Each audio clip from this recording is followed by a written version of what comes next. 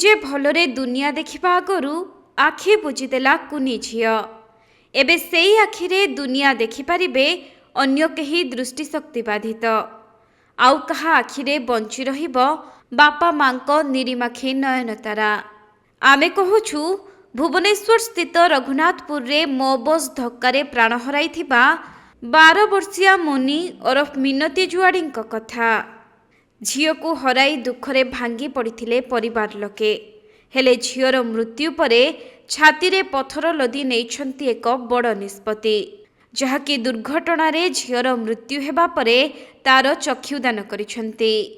ପରିବାର ଏବଂ ସମ୍ପର୍କୀୟଙ୍କ ସହମତିରେ କ୍ୟାପିଟାଲ ହସ୍ପିଟାଲରେ ମୃତଦେହ ବ୍ୟବଚ୍ଛେଦ ପରେ ଏହି ପ୍ରକ୍ରିୟା ସମ୍ପାଦନ ହୋଇଥିବା ସୂଚନା ମିଳିଛି, ଯାହାଦ୍ୱାରା ବର୍ତ୍ତମାନ ମୃତ୍ୟୁ ପରେ ବି ଅମର ରହିଯାଇଛି କୁନି ଝିଅ ମୁନି।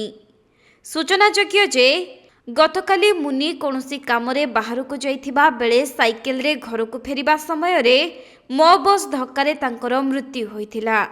ଆଉ ଦୁର୍ଘଟଣା ପରେ ରାସ୍ତାରେ ଉତ୍ତେଜନା ମଧ୍ୟ ପ୍ରକାଶ ପାଇଥିଲା।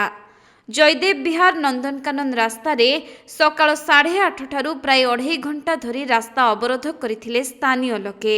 ଏପରିକି ଗମନାଗମନ ଦୀର୍ଘ ସମୟ ଧରି ସେଠାରେ ଠପ୍ ହୋଇଯାଇଥିଲା। Traffic DCP zone 6 SP, Nandankanan ଥାନା ଅଧିକାରୀ ଏବଂ କ୍ରୁଟ୍ ଅଧିକାରୀ ଘଟଣାସ୍ଥଳରେ ପହଞ୍ଚି ବୁଝାସୁଝା କରିଥିଲେ। ଆଉ କ୍ରୁଟ୍ ପକ୍ଷରୁ 2 ଲକ୍ଷ ଟଙ୍କାର ସହାୟତା ରାଶି ଦିଆଯାଇଥିଲା। ଏଥିସହିତ ଡ୍ରାଇଭର ବିରୋଧରେ ଆଇନଗତ କାର୍ଯ୍ୟାନୁଷ୍ଠାନ ଏବଂ ସମ୍ପୃକ୍ତ ଅଞ୍ଚଳରେ ସ୍ପିଡ୍ ବ୍ରେକର ନିର୍ମାଣ ନେଇ ପୋଲିସ ଅଧିକାରୀ ପ୍ରତିଶ୍ରୁତି ଦେବା ପରେ ରାସ୍ତାରୋକ ହଟିଥିଲା। ପରେ ଡ୍ରାଇଭରକୁ ପୋଲିସ ଗିରଫ କରିଥିବା ଜଣାପଡ଼ିଛି।